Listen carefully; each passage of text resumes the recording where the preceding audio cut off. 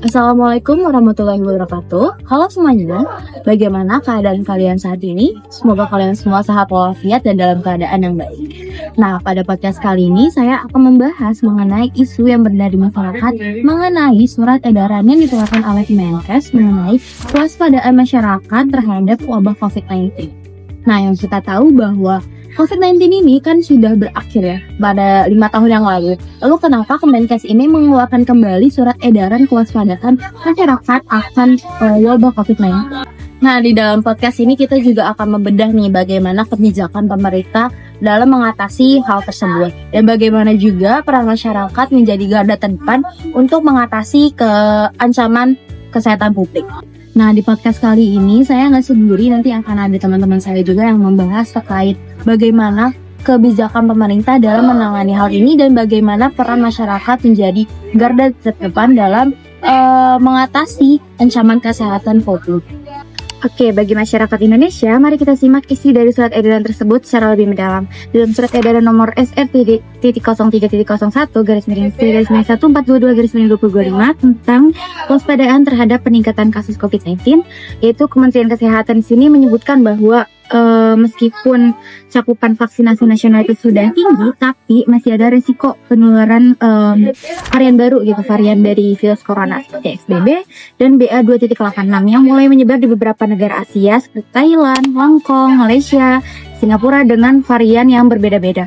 Dan di Indonesia sendiri kasus ini menunjukkan tren penurunan dengan positivity rate yang rendah.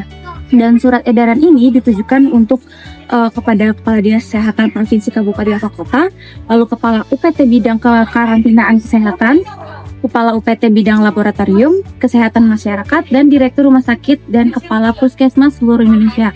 Untuk apa? Untuk meningkatkan kewaspadaan terhadap COVID-19 dan potensi wabah lainnya. Nah, di surat ini dikeluarkan sebagai respons terhadap peningkatan kasus COVID-19 di beberapa negara Asia, meskipun transmisi dan angkanya itu atau angka kematian itu relatif rendah. Dan tujuan dari surat ini itu untuk meningkatkan kewaspadaan terhadap COVID-19 dan penyakit potensial KLB atau wabah lainnya pada masyarakat untuk lebih aware lagi gitu. Dan surat ini juga dituliskan beberapa dasar hukum, yaitu mana ada beberapa undang-undang dan peraturan pemerintah menjadi dasar hukum dari surat edaran ini. Termasuk yang pertama itu Undang-Undang Nomor 23 Tahun 2024 tentang pemerintahan daerah. Lalu juga ada peraturan pemerintah Nomor 28 Tahun 2024 tentang peraturan pelaksanaan undang-undang. Dan Nomor 17 Tahun 2023 itu tentang kesehatan yang menjadi landasannya itu. Dan selain itu berbagai peraturan Menteri Kesehatan terkait penyakit menular, surveillance kesehatan, dan juga penanggulangan penyakit menular turut mendasari gitu dari surat edaran ini. Nah, ada beberapa tindakan yang harus dilakukan. Yang pertama itu ada tindakan yang dilakukan oleh Dinas Kesehatan Provinsi, Kota, atau Kabupaten Kota itu, yaitu diminta untuk pemantauan perkembangan situasi COVID-19 secara global melalui sumber resmi, dan mereka juga harus meningkatkan kewaspadaan dini dengan memantau tren kasus seperti pneumonia, COVID-19 atau SARS atau ILI gitu semacamnya melalui sistem kewaspadaan dini dan respon. Jika memang terjadi peningkatan kasus potensial KLB ini, harus dilaporkan dalam kurun waktu 24 jam melalui aplikasi SKDR atau Public Health Emergency Operation Center. Dan tindakan yang harus dilakukan juga oleh UPT Bidang Kekarantinaan Kesehatan itu yang pertama harus memantau perkembangan COVID-19 global secara resmi atau melalui sumber resmi gitu secara global, dan peningkatan pengawasan terhadap alat angkut atau orang dan barang yang datang dari luar negeri, terutama dari negara peningkatan yang kasus COVID-19 itu tinggi gitu, dan itu harus dilakukan. Dan juga ada yang harus dilakukan selain dari peningkatan tersebut, yaitu pengawasan dan pemeriksaan kesehatan yang ditingkatkan melalui thermal scanner dan pengamatan gejala klinis di area kedatangan internasional atau di sekitar bandara. Nah, tindakan yang harus dilakukan oleh rumah sakit atau puskesmas atau layanan kesehatan fasilitas lainnya, yaitu diminta untuk memantau perkembangan COVID-19 global secara global. Dan mereka juga harus meningkatkan pelaporan dari COVID-19 ini melalui sistem kewaspadaan dini dan respons atau SKDR, yang fasilitasnya itu juga perlu gitu memperkuat kewaspadaan standar dalam upaya pencegahan dan pengendalian infeksi. Nah, ada juga tindakan yang harus dilakukan oleh UPT bidang laboratorium kesehatan masyarakat, yaitu diminta untuk memantau perkembangan COVID-19 global, dan mereka harus menyiapkan sumber daya terkait kapasitas atau bahan habis pakai reagensianya itu untuk pemeriksaan laboratorium CRT PCR COVID-19, dan hasil pemeriksaan spesimennya ini harus dilaporkan ke dalam aplikasi All Record COVID-19. Nah, adapun tindakan yang harus dilakukan oleh masyarakat Indonesia sesuai surat edaran ini meliputi upaya promosi kesehatan dan pencegahan penularan COVID-19. Secara khusus, masyarakat itu dianjurkan yang pertama untuk menerapkan perilaku hidup bersih atau sehat atau PHBS. Nah, yang kedua, cuci tangan dengan air mengalir dan sabun atau menggunakan hand sanitizer secara rutin. Nah, yang ketiga, menggunakan masker jika memang sedang sakit atau berada di kerumunan untuk mengurangi risiko penularan. Lalu segera ke fasilitas kesehatan apabila mengalami gejala infeksi saluran pernapasan dan ada riwayat kontak dengan faktor risiko COVID-19 ini. Nah, dari beberapa data gitu yang ada di WHO menyebutkan bahwa peningkatan kasus global telah naik sebesar 17% dalam 2 minggu terakhir. Dan di Indonesia ini diminta untuk tetap waspada karena mobilitas penduduk ini semakin tinggi gitu, pasca pelonggaran aturan protokol kesehatan. Dan ini bukan hanya soal kebijakan dari pemerintah, tapi juga kesadaran kolektif untuk masyarakat menjaga diri dan lingkungan. Seperti yang disebutkan dalam literatur strategi pembelajaran, pentingnya pendidikan kesehatan masyarakat harus diterapkan melalui pendekatan partisipatif agar efektif dan berkelanjutan. Saya akan memberikan contoh kasus di sebuah desa kecil di pesisir selatan Jawa. Terdapat ibu muda yang tinggal bersama orang tuanya, anaknya dan suaminya.